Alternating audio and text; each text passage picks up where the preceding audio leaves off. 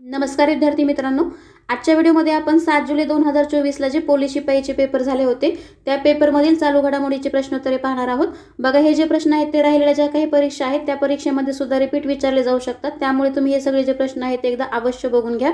तुम्हाला त्याचा येणाऱ्या परीक्षेमध्ये नक्कीच फायदा होणार आहे। ठीक आहे, चला तर मग आपण व्हिडिओला सुरुवात करूया। तर बघा, पहिला प्रश्न आहे, महाराष्ट्राच्या पहिल्या महिला मुख्य सचिव कोण आहेत? याचं उत्तर आहे ऑप्शन नंबर 4 सुजाता सौनिक। तर सुजाता सौनिक या महाराष्ट्राच्या पहिल्या महिला मुख्य सचिव आहेत।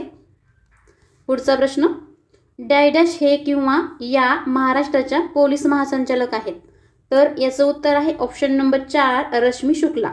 तर रश्मी शुक्ला ज्या आहेत या सध्याच्या आपल्या महाराष्ट्राच्या पोलीस महासंचालक आहेत। त्याचबरोबर रश्मी शुक्ला या पहिल्या महिला पोलीस महासंचालक सुद्धा आहेत। व्यवस्थित लक्षात ठेवायचं आहे, आत्ताचे जे दोन्ही प्रश्न आहेत ते अतिशय महत्त्वाचे आहेत, येणाऱ्या परीक्षेमध्ये विचारले जाऊ शकतात, त्यामुळे व्यवस्थित लक्षात ठेवायचं आहे। पुढचा प्रश्न पहा, समर ऑलिम्पिक गेम्स 2024 कुठे होणार आहेत? तर याचं उत्तर आहे ऑप्शन नंबर 2 पॅरिस। तर फ्रान्समधलं पॅरिस जे ठिकाण आहे या ठिकाणी समर ऑलिम्पिक गेम्स 2024 जे आहेत ते सुरू झालेले आहेत। पुढे, नुकत्याच झालेल्या लोकसभा निवडणुका 2024 या कितव्या लोकसभेच्या स्थापनेकरिता होत्या? तर याचं उत्तर आहे ऑप्शन नंबर 2 18व्या। तर नुकत्याच झालेल्या ज्या लोकसभा निवडणुका 2024 ज्या होत्या त्या 18व्या लोकसभेच्या स्थापनेकरिता होत्या, लक्षात ठेवायचं आहे।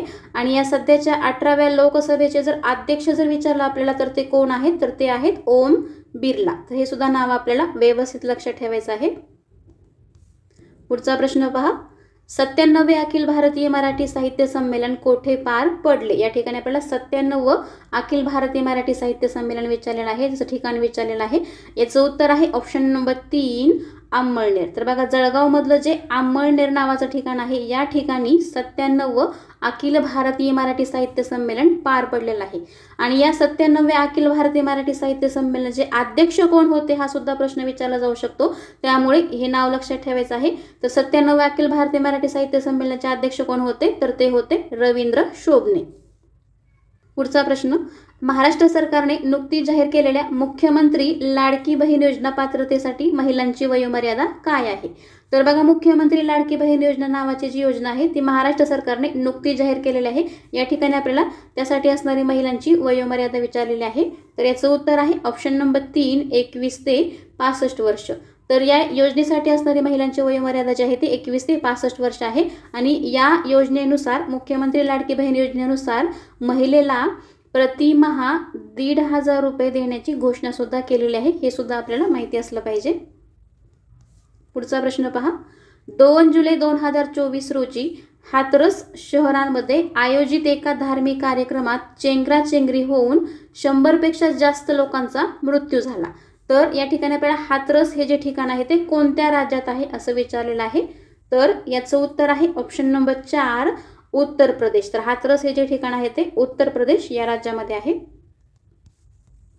पुढे, कोणत्या शस्त्राला महाराष्ट्राचे राज्यशस्त्र म्हणून जाहीर करण्यात आलेले आहे? महत्त्वाचा प्रश्न आहे, येणाऱ्या परीक्षेमध्ये रिपीट होऊ शकतो, तर बघा लक्षात ठेवायचं आहे। याचं उत्तर आहे ऑप्शन नंबर 2 दांडपट्टा। तर दांडपट्टा हे जे शस्त्र आहे या शस्त्राला महाराष्ट्राचे राज्यशस्त्र म्हणून जाहीर करण्यात आलेले आहे। तर बघा, या ठिकाणी ही जी माहिती आहे ती आपल्याला व्यवस्थित लक्षात ठेवायची आहे। महाराष्ट्राचा राज्य प्राणी जर विचारला तर तो आहे शेकरू, राज्य पक्षी हरियाल, राज्य फूल जर म्हटलं तर ते आहे जारूल, याला तामन किंवा मोठा बोंडारा असं म्हटलं जातं। राज्य वृक्ष आहे आंबा, राज्य फुलपाखरू जर म्हटलं तर ते आहे ब्लू मॉर्मान, राज्य कांदळवन जर विचारलं तर ते आहे सफेद चिप्पी, राज्य गीत जर म्हटलं तर ते आहे जय जय महाराष्ट्र माझा, गरजा महाराष्ट्र माझा, आणि राज्यशस्त्र जर म्हटलं तर ते आहे दांडपट्टा, आताच आपण पाहिलेलं आहे। तर बघा, बऱ्याच वेळा राज्य प्राणी, राज्य गीत हे प्रश्न परीक्षेमध्ये विचारलेले आहेत, त्यामुळे व्यवस्थित लक्षात ठेवायचं आहे। पुढचा प्रश्न, नुकत्याच पार पडलेल्या T20 विश्वचषक क्रिकेट स्पर्धेत किती संघांनी भाग घेतला? तर याचं उत्तर आहे ऑप्शन नंबर 1 20। तर याच्यामध्ये बघा 20 संघांनी भाग घेतला होता, लक्षात ठेवायचं आहे। तर या T20 विश्वचषक क्रिकेट स्पर्धा ज्या झाल्या होत्या 2024च्या त्या कोणत्या देशांनी आयोजित केल्या होत्या किंवा यजमान असणारे देश कोणते होते हा सुद्धा प्रश्न परीक्षेमध्ये विचारला जाऊ शकतो, त्यामुळे यजमान देशाची नावे सुद्धा आपल्याला व्यवस्थित लक्षात ठेवायची आहेत। तर बघा, यजमान असणारे देश आहेत अमेरिका व वेस्ट इंडिज। मग हा T20 वर्ल्ड कप 2024 मधला जो अंतिम सामना झाला होता तो कोणत्या देशांमध्ये झाला होता? तर भारत व साऊथ आफ्रिका या 2 देशांमध्ये झाला होता. मग या 2 देशापैकी विजेता आणि उपविजेता कोण ठरलं होतं? तर विजेता ठरला होता आपला भारत देश. आणि मग या भारतीय टीमचा कर्णधार कोण होता? तर तो होता रोहित शर्मा. लक्षात ठेवायचं आहे, विजेता भारत ठरलेला आहे आणि याचा कर्णधार होता रोहित शर्मा. आणि उपविजेता कोण ठरलं होतं? तर तो ठरला होता साऊथ आफ्रिका. आणि साऊथ आफ्रिकेच्या टीमचा कर्णधार कोण होता? तर तो होता एडन मार्कराम. लक्षात ठेवायचं, एकूण किती संघांनी भाग घेतला होता? मग आपल्या मूळ प्रश्नाचं उत्तर आहे ते म्हणजे 20 संघांनी या T20 वर्ल्ड कप 2024 मध्ये भाग घेतलेला होता. ठीक आहे. पुढचा प्रश्न पहा. T20 क्रिकेट वर्ल्ड कप 2024 साठी कोणता देश यजमान होता? बघा, हा प्रश्न विचारलेलाच आहे. आताच आपण मागे सांगितलेला आहे यजमान असणारे देश कोणते होते?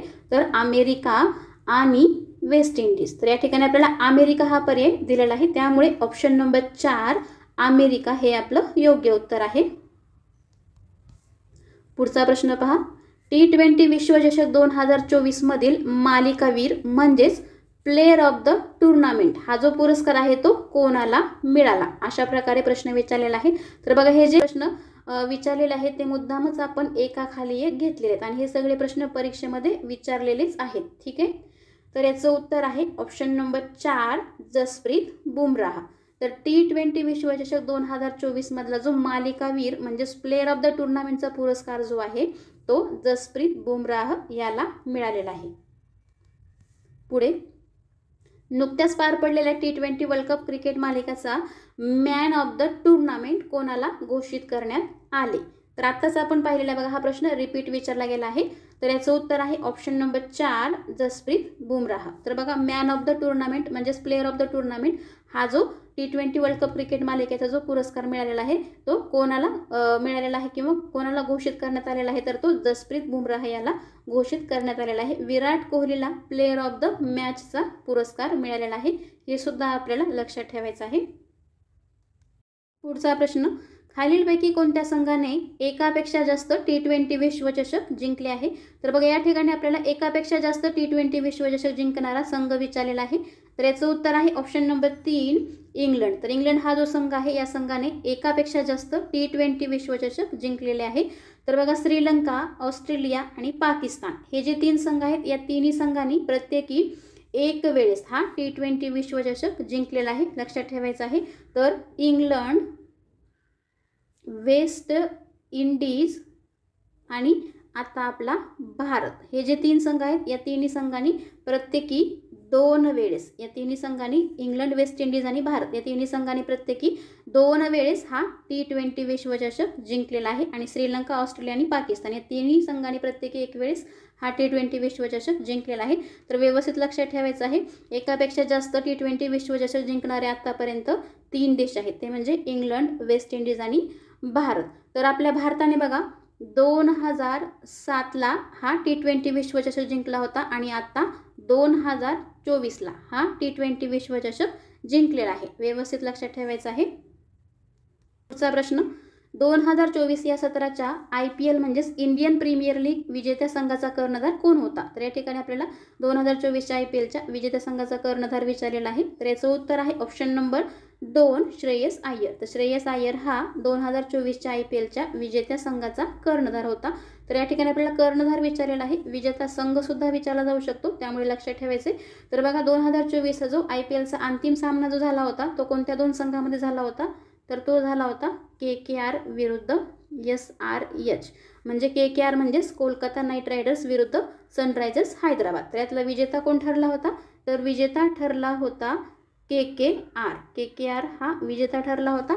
तर SRH म्हणजे सनरायझर्स हैदराबाद हा उपविजेता ठरला होता. मग विजेता संघ जो होता KKR याचा कर्णधार कोण होता? तर तो होता श्रेयस अय्यर. आणि उपविजेता संघ जो होता सनरायझर्स हैदराबाद याचा कर्णधार कोण होता? तर तो होता पेंट कमिन्स. हे सुद्धा नावे आपल्याला व्यवस्थित लक्षात ठेवायचे आहेत. ठीक आहे. पुढचा प्रश्न. भारतातील सर्वात जास्त लांबीचा सागरावरील सेतू कोणता? या ठिकाणी आपल्याला भारतातला सगळ्यात जास्त लांबीचा सागरावरील असणारा सेतू विचारलेला आहे. याचं उत्तर आहे ऑप्शन नंबर 3 अटल सेतू. तर अटल सेतू जो आहे तो भारतातील सर्वात जास्त लांबीचा सागरावरील सेतू आहे, लक्षात ठेवायचं आहे.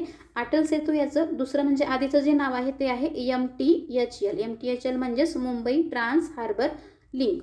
तर MTHL म्हणजे मुंबई ट्रान्स हार्बर लिंक जो आहे तोच आता अटल बिहारी वाजपेयी यांच्या नावाने म्हणजेच अटल सेतू या नावाने ओळखला जातो, लक्षात ठेवायचं आहे. तर या अटल सेतूची एकूण लांबी जी आहे ती किती आहे? तर ती आहे टोटल 21.8 किलोमीटर.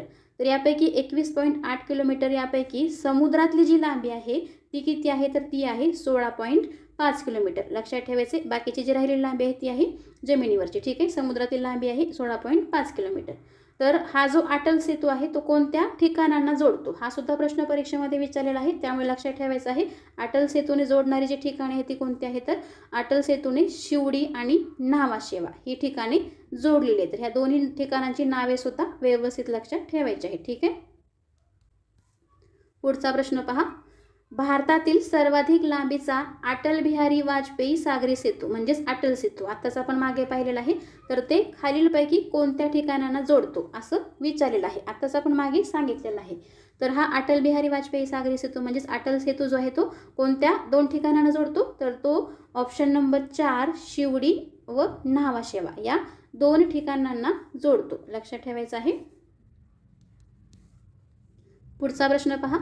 भारताचे सध्याचे उपराष्ट्रपती कोण आहेत? आपले भारताचे सध्याचे उपराष्ट्रपती विचारलेलं आहे. याचं उत्तर आहे ऑप्शन नंबर 1 जगदीप धनखड. तर जगदीप धनखड हे सध्याचे आपले भारताचे उपराष्ट्रपती आहेत. पुढे राज्यसभेचे सभापती कोण आहेत? तर बघा प्रश्न कसा विचारलेला आहे. या ठिकाणी आपल्याला राज्यसभेचे सभापती विचारलेला आहे. मग मला सांगा राज्यसभेचे सभापती कोण असतात? तर आपले भारताचे जे उपराष्ट्रपती असतात, आपले भारताचे जे उपराष्ट्रपती असतात तेच राज्यसभेचे पदसिद्ध सभापती असतात. मग आत्ताच आपण मागे पाहिलेलं आहे की भारताचे उपराष्ट्रपती कोण आहेत? तर ते आहेत जगदीप धनखड. मग हेच राज्यसभेचे सभापती सुद्धा असणार आहेत, कारण भारताचे उपराष्ट्रपती हेच राज्यसभेचे पदसिद्ध सभापती असतात म्हटल्यानंतर मग भारताचे सध्याचे उपराष्ट्रपती कोण आहेत? तर ते आहेत जगदीप धनखड. मग जगदीप धनखड हेच सध्याचे आपले राज्यसभेचे सभापती आहेत. ऑप्शन नंबर 2 बरोबर आहे. तर बघा हे प्रश्न आपण मुद्दामच एकाखाली एक घेतलेले आहे, ठीक आहे. पुढे नवीन मुख्य फौजदारी कायदे कधीपासून लागू झाले? तर बघा नवीन मुख्य फौजदारी कायदे जे आहेत ते ऑप्शन नंबर 2 1 जुलै 2024 पासून लागू झालेले आहेत, ठीक आहे. नवीन मुख्य फौजदारी कायदे जे आहेत ते 1 जुलै 2024 पासून लागू झालेले आहेत. पुढचा प्रश्न. 1 जुलै 2024 पासून फौजदारी प्रक्रिया संहिता म्हणजेच क्रिमिनल प्रोसिजर कोड या कायद्याची जागा पुढीलपैकी कोणत्या कायद्याने घेतली आहे? तर बघा आताच आपण मागे पाहिलं की नवीन फौजदारी कायदे जे आहेत ते कधीपासून लागू झालेले आहेत? तर 1 जुलै 2024 पासून. मग ह्याच्यामध्ये जे नवीन कायदे लागू झालेले आहेत त्यापैकी फौजदारी प्रक्रिया संहिता या कायद्याची जागा पुढीलपैकी कोणत्या कायद्याने घेतलेली आहे असं इथे विचारलेलं आहे. तर याचं उत्तर आहे ऑप्शन नंबर 2 भारतीय नागरिक सुरक्षा संहिता. तर बघा आधीचा जो फौजदारी प्रक्रिया संहिता नावाचा जो कायदा होता याच्यामध्ये बदल करून या कायद्याची जागा जी आहे ती कोणत्या कायद्याने घेतलेली आहे? तर ती भारतीय नागरिक सुरक्षा संहिता या कायद्याने घेतलेली आहे, व्यवस्थित लक्षात ठेवायचं आहे. तर बघा 1 जुलै 2024 पासून जे नवीन फौजदारी कायदे लागू झालेले आहेत त्याच्यामध्ये काही कायद्यांमध्ये बदल करण्यात आलेला आहे. तर त्यापैकी असणारे जे कायदे आहेत ते लक्षात घ्यायचं आहे. तर पहिलं जे आहे भारतीय दंड संहिता 1860 म्हणजेच IPC म्हणजेच इंडियन पिनल कोड नावाचा जो भारतीय दंड संहिता नावाचा जो कायदा होता या कायद्याची जागा आता कोणत्या कायद्याने घेतलेली आहे? तर भारतीय न्याय संहिता या कायद्याने घेतलेले आहे. तर हे नाव व्यवस्थित लक्षात ठेवायचं आहे, भारतीय न्याय संहिता. त्याचबरोबर फौजदारी प्रक्रिया संहिता नावाचा जो कायदा होता या कायद्याची जागा आता भारतीय नागरिक सुरक्षा संहिता या कायद्याने घेतलेली आहे. आताच आपण यावरचा प्रश्न मागे पाहिलेला आहे. पुढचं जे आहे भारतीय पुरावा कायदा 1872 हा जो नावाचा कायदा होता या कायद्याची जागा आता कोणत्या कायद्याने घेतलेली आहे? तर भारतीय साक्ष अधिनियम या कायद्याने घेतलेले आहेत. तर हे जे कायद्यामध्ये बदल केलेले आहेत ते आपल्याला व्यवस्थित लक्षात ठेवायचे आहे, ठीक आहे. पुढचा प्रश्न पहा. दिनांक 1 जुलै 2024 पासून भारतामध्ये लागू करण्यात आलेल्या प्रमुख कायद्यांपैकी कोणत्या कायद्यामध्ये विविध अपराधांची व्याख्या व शिक्षा कलमे दिलेली आहेत? तर बघा, आता जे 1 जुलै 2024 पासून जे नवीन फौजदारी कायदे लागू करण्यात आलेले आहेत त्यापैकी कोणत्या कायद्यांमध्ये विविध अपराधांची व्याख्या व शिक्षा कलमे दिलेली आहेत असं इथे विचारलेलं आहे. तर बघा, हे जे प्रश्न आहेत ते आपण मुद्दामच एकाखाली एक घेतलेले आहे. ठीक आहे, तर याचं उत्तर आहे ऑप्शन नंबर 2 भारतीय न्याय संहिता. म्हणजे आधीचं जे ह्याचं नाव होतं भारतीय दंड संहिता, भारतीय दंड संहिता म्हणजेच IPC नावाचा जो कायदा होता याच्यामध्ये बदल करून याच्या कायद्याची जागा जी आहे ती कोणत्या नवीन कायद्याने घेतलेली, तर ती भारतीय न्याय संहिता या कायद्याने घेतलेली आहे. तर हेच नाव आता आपल्याला लक्षात ठेवायचं आहे. तर या भारतीय न्याय संहिता नावाचा जो कायदा आहे या कायद्यांमध्ये विविध अपराधाची व्याख्या व शिक्षा कलमे दिलेली आहेत. ठीक आहे, पुढचा प्रश्न पहा, राष्ट्रीय विज्ञान दिन कोणत्या दिवशी असतो? तर याचं उत्तर आहे ऑप्शन नंबर 4 28 फेब्रुवारी. तर 28 फेब्रुवारी हा जो दिवस आहे तो राष्ट्रीय विज्ञान दिन म्हणून साजरा केला जातो. पुढचा प्रश्न, समृद्धी महामार्ग कोणत्या 2 शहरांना जोडणार आहे? तर याचं उत्तर आहे ऑप्शन नंबर 4 मुंबई नागपूर. तर समृद्धी महामार्ग जो आहे तो मुंबई व नागपूर या 2 शहरांना जोडणार आहे. पुढे, समान नागरी कायदा करणारे देशातील पहिले राज्य कोणते? तर याचं उत्तर आहे ऑप्शन नंबर 3 उत्तराखंड. तर उत्तराखंड जे आहे ते समान नागरी कायदा करणारे देशातील पहिले राज्य आहे. पुढचा प्रश्न, स्वामी विवेकानंद यांचा जन्मदिन कोणता दिवस म्हणून साजरा केला जातो? याचं उत्तर आहे ऑप्शन नंबर 2 राष्ट्रीय युवक दिन. तर बघा, स्वामी विवेकानंद यांचा जन्म कधी झालेला आहे? तर तो झालेला आहे 12 जानेवारीला. मग 12 जानेवारी हा जो स्वामी विवेकानंद यांचा जन्मदिन आहे तो राष्ट्रीय युवक दिन म्हणून साजरा केला जातो. तर हे 12 जानेवारी ही जी तारीख आहे ती सुद्धा व्यवस्थित लक्षात ठेवायची आहे. 12 जानेवारी कोणता दिवस म्हणून साजरा केला जातो? तर राष्ट्रीय युवक दिन म्हणून. ठीक आहे, पुढे, 96व्या ऑस्कर पुरस्कार सोहळ्यादरम्यान कोणत्या चित्रपटास सर्वोत्कृष्ट चित्रपट पुरस्कार प्रदान करण्यात आला? 96व्या ऑस्कर पुरस्कार सोहळ्यादरम्यान विचारलेला आहे. सर्वोत्कृष्ट चित्रपट पुरस्कार कोणाला प्रदान करण्यात आलेला आहे किंवा कोणत्या चित्रपटाला प्रदान करण्यात आलेला आहे? तर याचं उत्तर आहे ऑप्शन नंबर 4 ओपेनहायमर. तर ओपेनहायमर नावाचा जो चित्रपट आहे या चित्रपटाला 96व्या ऑस्कर पुरस्कार सोहळ्यादरम्यान सर्वोत्कृष्ट चित्रपट पुरस्कार प्रदान करण्यात आलेला आहे. पुढे, सीडोम हवाई संरक्षण प्रणाली, सीडोम हवाई संरक्षण प्रणाली जी आहे ती कोणत्या देशाने विकसित केलेली आहे विचारलेलं आहे? तर याचं उत्तर आहे ऑप्शन नंबर 1 इस्रायल. तर इस्रायल नावाचा जो देश आहे या देशाने सीडोम हवाई संरक्षण प्रणाली विकसित केलेली आहे. पुढचा प्रश्न, सूर्याचे निरीक्षण, सौर वातावरण, सौरचुंबकीय वादळे व त्यांचा पृथ्वीच्या पर्यावरणावरील परिणाम यांचा अभ्यास करण्यासाठी कोणती मोहीम आखण्यात आलेली आहे? तर याचं उत्तर आहे ऑप्शन नंबर 1 आदित्य L1. तर आदित्य L1 नावाची जी मोहीम आहे ती कशाकरता आखण्यात आलेली आहे? तर सूर्याचे निरीक्षण, सौर वातावरण, सौरचुंबकीय वादळे व त्यांचा पृथ्वीच्या पर्यावरणावरील परिणाम यांचा अभ्यास करण्यासाठी ही आदित्य L1 नावाची मोहीम आखण्यात आलेली आहे. पुढचा प्रश्न, खालीलपैकी कोणत्या पक्षास राष्ट्रीय पक्ष म्हणून मान्यता मिळाली नाही? तर बघा, सर्व पर्याय व्यवस्थित पाहिजे आहेत. याचं उत्तर आहे ऑप्शन नंबर 4 वरीलपैकी कोणतेही नाही. म्हणजेच बघा, हे तिन्ही जे पक्ष आहेत, भारतीय कम्युनिस्ट पार्टी मार्क्सवादी, बहुजन समाजवादी पक्ष, नॅशनल पीपल्स पार्टी, या तिन्ही पक्षांना राष्ट्रीय पक्ष म्हणून मान्यता मिळालेली आहे. परंतु या ठिकाणी कोणत्या पक्षाला राष्ट्रीय पक्ष म्हणून मान्यता मिळाली नाही असं इथे विचारलं होतं. या तिन्ही पक्षांना राष्ट्रीय पक्ष म्हणून मान्यता मिळालेली आहे. त्यामुळे ऑप्शन नंबर 4 जे आहे वरीलपैकी कोणतेही नाही हे आपलं योग्य उत्तर आहे.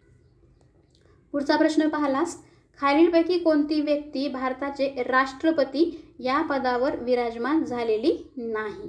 तर 4ही पर्याय व्यवस्थित पाहिजे आहेत आणि कोणती व्यक्ती राष्ट्रपती या पदावर विराजमान झालेली नाही ते आपल्याला सांगायचं आहे. तर याचं उत्तर आहे ऑप्शन नंबर 4 गुलजारीलाल नंदा. तर गुलजारीलाल नंदा ही जी व्यक्ती आहे ती भारताचे राष्ट्रपती या पदावर विराजमान झालेली नाही. बाकीचे जे आहेत शंकर दयाल शर्मा, झाकीर हुसेन, KR नारायण, तर या तिघांनीही भारताचं राष्ट्रपती पद भूषविलेलं आहे, परंतु गुलजारीलाल नंदा यांनी भूषविलेलं नाही. त्यामुळे ऑप्शन नंबर 4 बरोबर आहे. तर गुलजारीलाल नंदा यांनी कार्यवाहक पंतप्रधान म्हणून काम पाहिलेलं आहे. ज्यावेळेस 1964ला पंडित जवाहरलाल नेहरू यांचा मृत्यू झाला होता त्यावेळेस आणि 1966ला लाल बहादूर शास्त्री यांचं जेव्हा निधन झालं होतं त्यावेळेस, अशा प्रकारे 2 वेळेस त्यांनी कार्यवाहक पंतप्रधान म्हणून गुलजारीलाल नंदा यांनी काम पाहिलेलं आहे, परंतु भारताचे राष्ट्रपती म्हणून काम पाहिलेलं नाही. त्यामुळे ऑप्शन नंबर 4 हे आपलं योग्य उत्तर आहे. ठीक आहे. तर बघा, अशा प्रकारे आजच्या व्हिडिओतले प्रश्न इथे संपलेले आहेत. जर तुम्हाला हा व्हिडिओ आवडला असेल तर व्हिडिओला लाईक करा, शेअर करा व चॅनलला सबस्क्राईब करा. ठीक आहे, तर आपण इथे थांबूया. भेटूया अशाच प्रकारचे प्रश्न घेऊन नेक्स्ट व्हिडिओमध्ये. व्हिडिओ पाहिल्याबद्दल धन्यवाद.